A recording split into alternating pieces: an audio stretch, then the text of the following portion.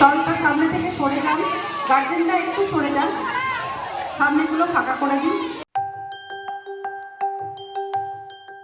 আরামবাগের কয়রাপাড়া প্রাথমিক বিদ্যালয়ে খাদ্য উৎসব ঘিরে ছাত্রছাত্রীদের মধ্যে উন্মাদনা চোখে পড়ার মতন।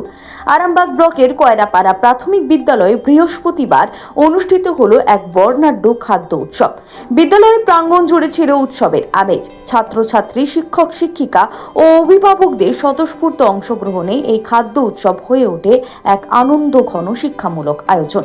উৎসবে বিভিন্ন রকমের তৈরি পুষ্টিকর ও ঐতিহ্যবাহী খাবারের স্টল বসানো হয়। খিচুড়ি, পায়েস, পিঠে পুলি, মোমো, ফলের সালাড, চিড়ে মুড়ি, সবজি দিয়ে তৈরি নানা পদ শিক্ষার্থীদের হাতে তৈরি করা প্রদর্শন করা হয়। খাবারের পাশাপাশি প্রতিটি পদের পুষ্টিগুণ সম্পর্কেও আলোচনা করা হয়, যাতে ছাত্রছাত্রীরা খাদ্যাভ্যাস সম্পর্কে সচেতন হতে পারে। বিদ্যালয়ের প্রধান শিক্ষিকা বর্ণালী সরকার বলেন, এ ধরনের খাদ্য উৎসবের মাধ্যমে শিশুদের মধ্যে পুষ্টি সম্পর্কে সচেতনতা বাড়ে। বইয়ের পড়াশোনার পাশাপাশি হাতে কলমে শেখার সুযোগ তৈরি হয়।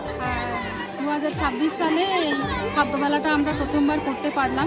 সরকারি উদ্যোগ তো বটেই, স্টুডেন্ট উইক উপলক্ষে এই খাদ্য মেলার আয়োজন করা হয়েছে। আজকে স্টুডেন্ট উইকের শেষ দিন আর কি, খাদ্য মেলা দিয়ে আমরা শেষ করবো উইকটাকে। তো বেশ ভালোই তো সাড়া পড়েছে দেখছি। লাস্ট মিটিংয়ে আমি গার্জেনদিকে একটা প্রপোজাল রেখেছিলাম যে আপনারা যদি বাচ্চাদিকে সাপোর্ট দেন, ওরা কেনা বেচা শিখবে, ওরা একটুখানি জানবে যে লাভ ক্ষতি কী রকমভাবে কিনতে হয়, বেচতে হয় জিনিসপত্র, টাকা না দিলে জিনিসপত্র যে পাওয়া যায় না সেটার ব্যাপারেও জানবে।